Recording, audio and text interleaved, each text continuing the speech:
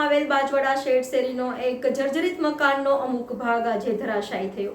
વડોદરા શહેરના સિટી વિસ્તારમાં આવેલી બાજવાડા શેડ શેરીમાં એક જર્જરિત મકાનનો અમુક ભાગ આજે ધરાશાયી થયો હતો. મકાનનો અમુક ભાગ આજે ધરાશાયી થયો હતો. ઘટનાની જાણ વડોદરા ફાયર એન્ડ ઇમરજન્સી વિભાગના કંટ્રોલ રૂમમાં કરવામાં આવતા દાંડિયા બજાર ફાયર સ્ટેશનની ટીમ તાત્કાલિક ઘટના સ્થળે પહોંચી હતી.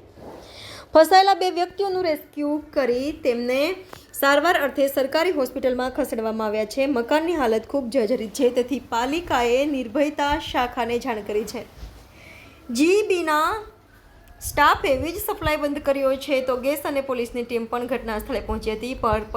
ઘર પંચાલ પરિવારનું છે, નીચે કારખાનું છે અને ઉપરના ભાગે પરિવાર રહે છે, જેમાં 2 દિવ્યાંગ બાળકીઓ પણ ઉપર હતી, જેને સહી સલામત રીતે બહાર કાઢવામાં આવી છે.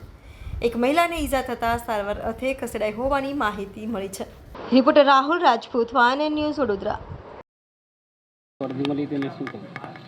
મુખ્ય કંટ્રોલમાંથી દાંડેવે ફાયર સ્ટેશનને કોલ મળ્યો. બાજવાડા શેડ શેરીમાં એક મકાન પડ્યું છે, એમાં માણસો ફસાયા છે. વિધિન મિનિટમાં અમે સ્થળ પર પહોંચીને એક બહેન હતા અને એક ભાઈ હતા અને એક હેન્ડીક્રેપ છોકરી હતી, એને ઓલરેડી આ લોકોએ સેફ ઉતારી લીધેલી લોકોએ, અહીંના સ્થાનિક લોકોએ. બાકી બધા સેફ છે. મકાન અંદરથી આખું બેસી ગયું છે. હવે નિર્ભયતાવાળાને બોલાયા છે, એ લોકો જે કહે છે કાર્યવાહી કરી લેશે. બીજી એટલે એક લેડીઝ મેન હતી, એમના હાથ કંઈક ક્રેક થયો છે ને એમને અમે સેફ રીતે ઉતાર્યા છે. અંદર ફસાઈ ગયા હતા. એ બેનને હોસ્પિટલ રવાના કરેલા છે અમારી ગાડીમાં.